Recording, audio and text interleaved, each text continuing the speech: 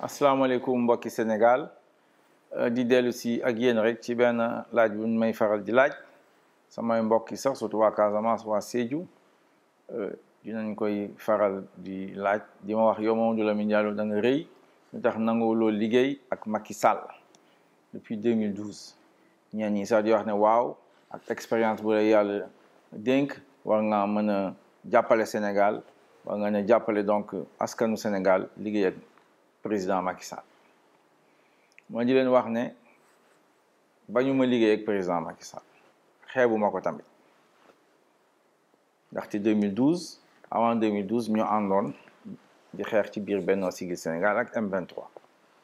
mais man dama jàpp ne nekk ministre wala leneen du pour nguuru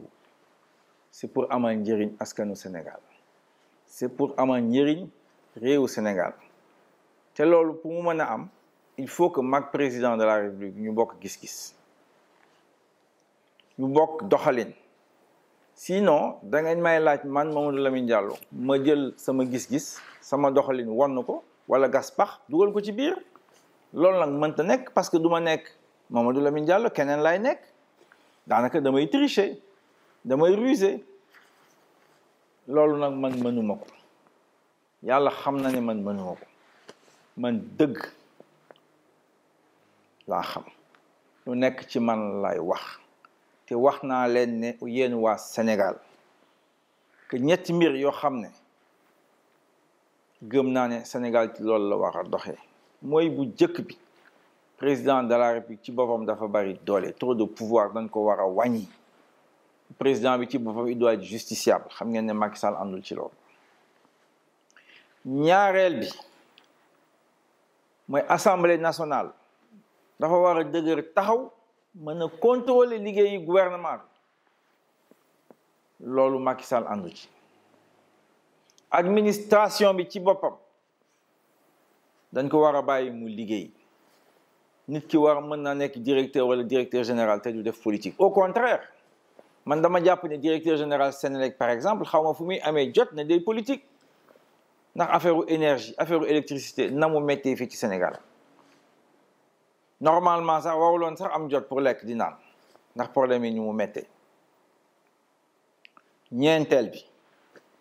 dama gëm depuis 1996 ma di ko wax di ko répété nekk Sénégal dafa war a jublu ci lu ñuy wax industrialisation mooy ne dañ fi war a andi ay usine xale yi liggéey yoon boobu nañu war a jël Macky Sall nag gëmul loolu beneen yoon la gëm moom ak ñoom Amadou Ba wër àddina bi lépp ba léegi mi ngi ci 15 000 milliards defar TER defar ay autoroute jënd ay avion présidentiel di doxantu ci àddina bi kon nag programme boobu yoon boobu mënuma ko jël lii moo tax ma nekk ci opposition bi du opposition personnelle du opposition crypto personnelle mais yoon yi ñoo wuute dinaay faral di wax ne saa waay dafa bëgg a dem Paris te man dama bëgg a dem Goudomp wala Goudiri wala Salémata wala Nioro xam nga kon nag mënuñoo bokk yoon léegi lu ci des comme essayé ngeen ko essayé ngeen Macky Sall ñam ngeen ko gis ngeen na mu méttee amul liggéey xale ñu ngi jël gaal yi léegi nag lu ci des mooy ngay essayé tamit lu ma leen wax man Mamadou Lamine Diallo tekki donc rendez-vous 25 février ak MLD 2024 asalaamaaleykum wa rahmatullahi wa barakatuh